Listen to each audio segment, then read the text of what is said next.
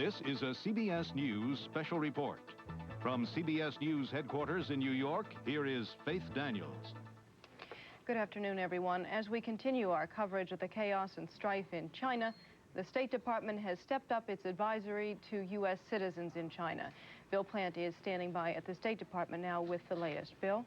Faith, the State Department is strongly urging all Americans to leave China at once. Now, they emphasize here that they cannot order Americans out of China. They have no legal authority to do that.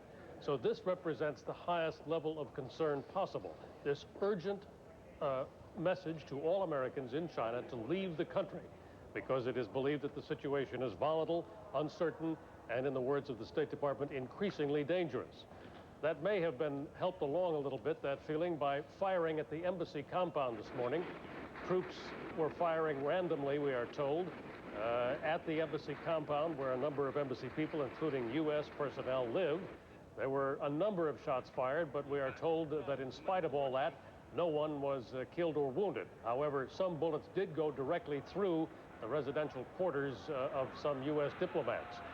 Earlier, the State Department told us that they thought that it was random and not particularly aimed at Americans or Westerners, but nobody is exactly sure, particularly since television pictures were being taken from one of those tall buildings, and the Chinese had made it clear that they didn't much care for that.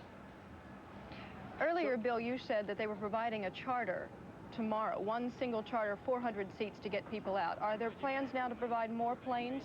That's right, Faith. They've announced a second charter also for tomorrow, one 747, one DC-10, a total of 684 seats. There are other charters under consideration as well, and those will carry any Americans who want to leave China.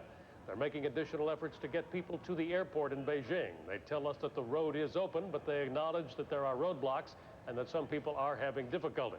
They also say that there is a U.S. embassy official at the Beijing airport to try and help speed things along. But they do note that they have very few people working in Beijing and many more Americans who want to get out than people who are able to take care of them individually. They're also manning the phones here at the State Department 24 hours around the clock, and they say that they're receiving an approximately 8,000 calls in a 24-hour period. They have only 35 operators to handle those calls. So the situation does seem to be getting a bit more chaotic and a bit more difficult. Bill Plant at the State Department, thank you. I repeat, the State Department is now urging all Americans to leave China at once. There are literally thousands of Americans there who will be affected by this. The ones who stay behind will be on their own. I'm Faith Daniels, CBS News, New York. More details as they become available. This has been a CBS News special report.